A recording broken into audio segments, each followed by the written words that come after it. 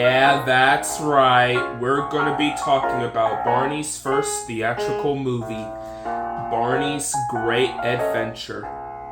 I remember this movie when I was a kid in the 2010s and getting it on DVD as well as on VHS and watching it and looking back at it as well as showing almost my entire family watching this movie back in 2022. It still holds up. So today, we're going to be explaining its production and the plot of the movie, as well as the pros and cons that this movie has. So why not grab the nostalgia and use our imaginations and take a look at Barney's Great Adventure, the movie. A development for a Barney movie crossed all the way back in 1992 when Debbie Rice, a sales director for the Lions Group, says that the movie was in the works, and then in 1993, it was announced by Barney creator Cheryl Leach at the National Press Club in Washington, D.C., and then later in a Barney magazine in 1994, he starred in his very first film titled Barney the Movie. The film would originally be distributed by Geffen Pictures through Warner Brothers and was originally going to be scheduled to be released in early 1995 before it was delayed of the summer of said year, but had some disagreements of marketing, although Warner Brothers will be featured in the re-release Families Are Special. Then decades later, it would be involved with the upcoming Barney's World and would stream on Max.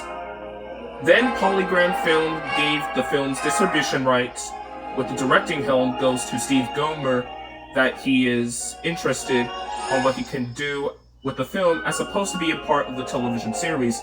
As far as writers goes, a script was already penned by Stephen White, however, it was cut down as the director viewed the script as too lengthy, as well as some script changes, such as the egg that was going to hatch by a giant bird who was missing its mother. The circus and the collector character scenes were not in the original drafts, and Baby Bop and BJ were originally going to have lots more screen time. As far as casting goes, Mara Wilson was offered for the role, but turned down as a frustration of being in cute movies.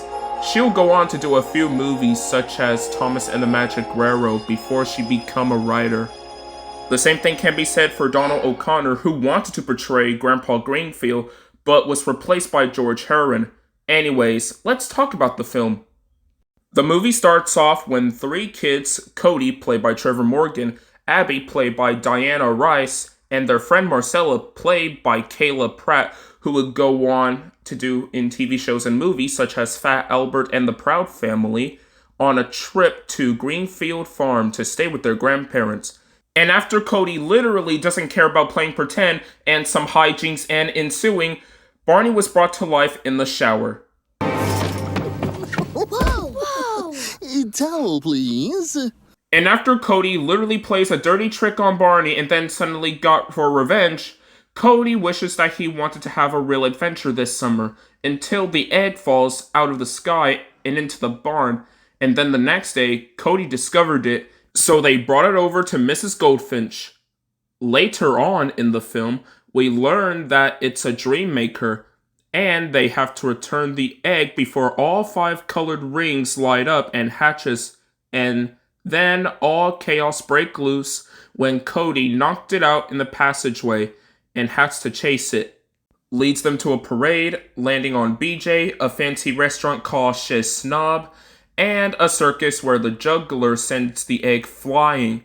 And the kids and Barney went inside the tent until the rain stops. And then they thought all hope is lost, but then they decided not to give up thanks to Barney. When they find out that the egg was tied up to a balloon, everyone, including Cody, used their imaginations and pretend that the log is an airplane, and after some convenience, the collector drops the egg and onto the plane before crashing into a haystack, and after the reveal of Barney the dinosaur, which the grandparents are thrilled, they got the Dreammaker back into the barn, and it reveals to be a koala-like extraterrestrial named Twinkin, and after a couple of dreams that they are seeing, Barney accepts Cody's apology. There are some pretty good things that I can give to this movie, so I'll go over the pros.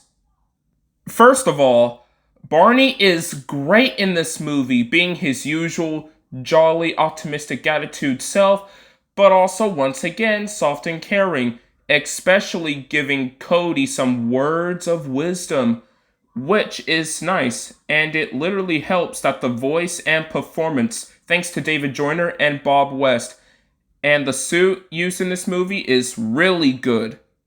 With the eyes being fuller, the shorter, thinner teeth, and most of all, the eyelids and eyes are movable by a via remote control to add some expression, such as closing his eyes or blink, and that to me is pretty good.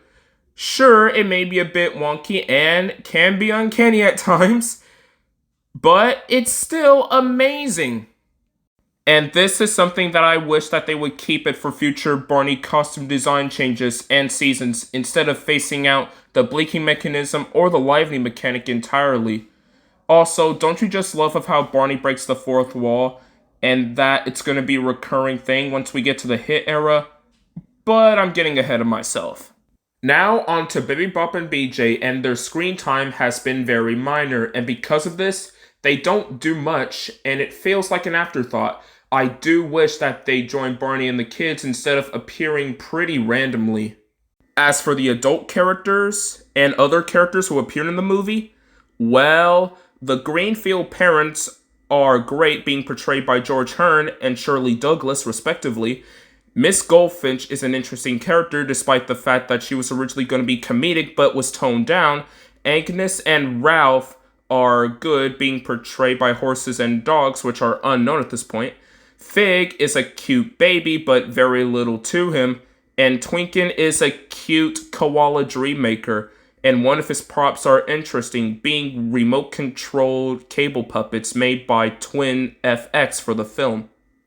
As far as cons go, I can only find a few.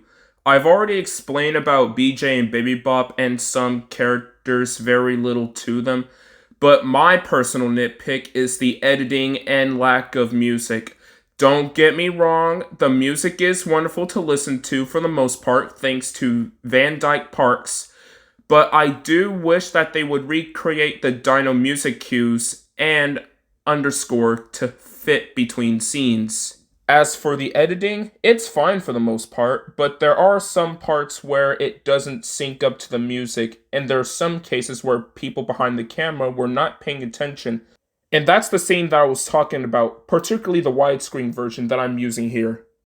Overall, despite its box office bomb grossing over $12 million at the box office, as well as the extremely overwhelming negative reviews from critics and dumping crud all over it, as well as the Laserdisc being the only way to watch the movie in widescreen, thanks a lot, Barney's Great Adventure is a classic, which deserves more recognition and a Blu-ray release than what the movie already got. So therefore, I'm giving this movie a 10 out of 10.